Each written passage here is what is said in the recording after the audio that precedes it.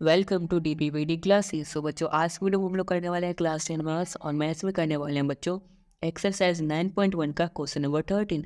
तो बच्चों, सबसे पहले हम क्वेश्चन नंबर 13 को पढ़ते हैं। As observed from a top of a 75 metre high lighthouse from the sea level, the angles of depression of the two ships are 30 and 45 degree.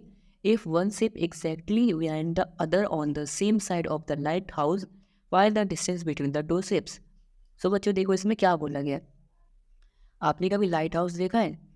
चलो, मैंने भी नहीं देखा है वैसे तो, बट एज्यूम करूँ कि ये हमारा लाइट हाउस है। ठीक है, लाइट हाउस बच्चों वैसे होता क्या है, वो पानी के बीच में होता है। जैसे मान लो यहाँ पर क्या, चारों तरफ पानी ही पानी है। ठीक है, चारों तरफ पानी ही पानी है। ठीक है, तो यहाँ पर लाइट हाउस है। अब लाइट हाउस का काम क्या है? शिप को रास्ता दिखाना। हाँ, यहाँ से बड़ी बड़ी सी लाइट्स जलती रहती इधर उधर हर जगह पर। ठीक है, शिप को यहाँ से वहाँ पहुँचाना हो, यहाँ से वहाँ, सब काम लाइट हाउस करते हैं। ठीक है, तो आप यहाँ पे हो। ठीक है, और आपको यहाँ पे नीचे में दो शिप दिखी, एक शिप यहाँ पे है, एक शिप यहाँ पे है। ठीक है, और ये आपका क्या है बच्चों? हॉरिजॉन्टल लाइन है। ठीक है, अब यहाँ से जब आप शिप को देख रहे हो, ठीक है, जैसे मान लो आपने पहली शिप को देखी। ठीक है, आपने पहले शिप को देखी तो यहाँ पे आपको एंगल ऑफ डिप्रेशन बन रहा है 30 डिग्री। तो बच्चों, ये जब यहाँ पे 30 डिग्री बन रहा है तो यहाँ पर भी आपका 30 ही बनेगा, क्योंकि ये अल्टरनेट इंटीरियर एंगल फॉर्म करते हैं ना। अब जैसे आपने दूसरी शिप को देखा, यहाँ पे जैसे आप देख रहे थे सब आपको दूसरी शिप दिखी।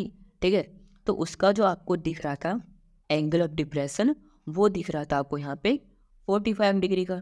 ठीक है, अब ये 45 डिग्री था तो यहाँ पर भी क्या हो जाएगा, हमारा 45 डिग्री हो जाएगा, क्योंकि ये और ये आपस में सेम होते हैं। ठीक है, और हमारी लाइट हाउस की हाइट कितनी है? 75 मीटर। ठीक है बच्चों, अब बच्चों हमें बताना क्या है, यहाँ पर एक हमारी शिप है और एक शिप हमारी यहाँ पे है, तो इन दोनों के बीच में कितना डिस्टेंस बचा हुआ है ये हमें बताना है। तो कैसे बताएंगे?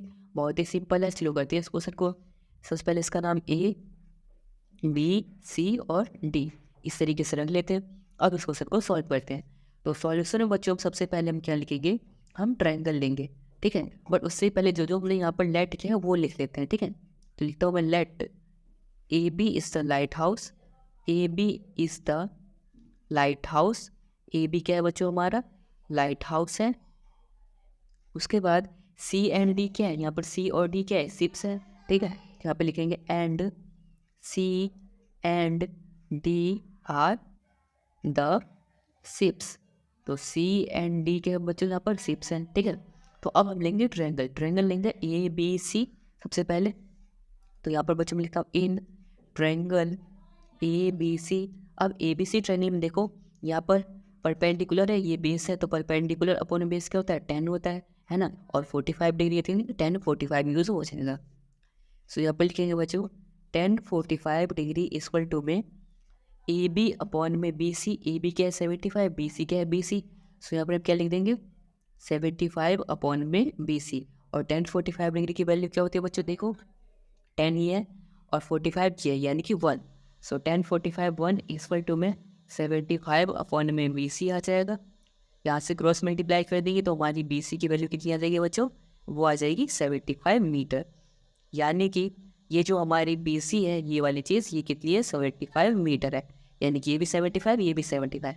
ठीक है बच्चों, अब बच्चों हम क्या करेंगे? अब ट्रायंगल लेंगे हम ये वाला ए बी डी। ठीक है, तो लिखेंगे यहाँ पे बच्चों क्या? In triangle A B D.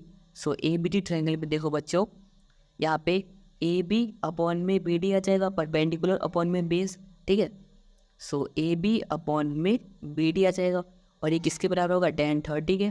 सो यहाँ पर हम लिख देंगे tan 30 डिग्री। ठीक है, सो ए बी अपॉन में बी डी। ए बी क्या है? 75, 75 अपॉन में बी डी। सो देखो ये बी डी है। ठीक है, बी सी तो 75 है। अब ये तो हमें पता नहीं है, तो क्या करें?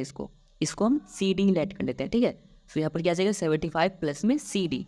सो 75 प्लस में सी डी इसका टू 10 30। सो यहाँ पर देखो बच्चों 10 30 की वैल्यू क्या है? 1 अपॉन में √3। सो यहाँ पर क्या आ जाएगा हमारा? 1 अपॉन में √3। ठीक है बच्चों, आई होप आपको यहाँ तक समझ में आया होगा। अब बच्चों इसके बाद देखो, यहाँ पे 75 को मैं √3 से मल्टीप्लाई कर दूँ तो क्या आ जाएगा मेरा? 5 √3। और यहाँ पे 75 प्लस सी डी किस तरह मल्टीप्लाई कर दूँगा? 1 से, तो आ जाएगा 75 प्लस सी डी। ठीक है, अब यहाँ पे 75 प्लस में इस तरफ क्या हो जाएगा? माइनस में।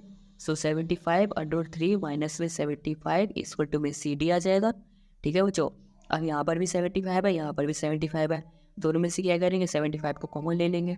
तो यहाँ पर 75 को कॉमन ले लेंगे तो क्या बचेगा अंडर रूट 3 माइनस में 1, क्योंकि 75 तो बाहर आ चुका है। ठीक है, इक्वल टू में सी डी आ जाएगा, यानी कि ये जो सी डी था, यानी कि ये डी सिप और सी सिप के बीच का जो डिस्टेंस था वो आ गया हमारा 75 इंटू में अंडर रूट 3 माइनस 1 मीटर।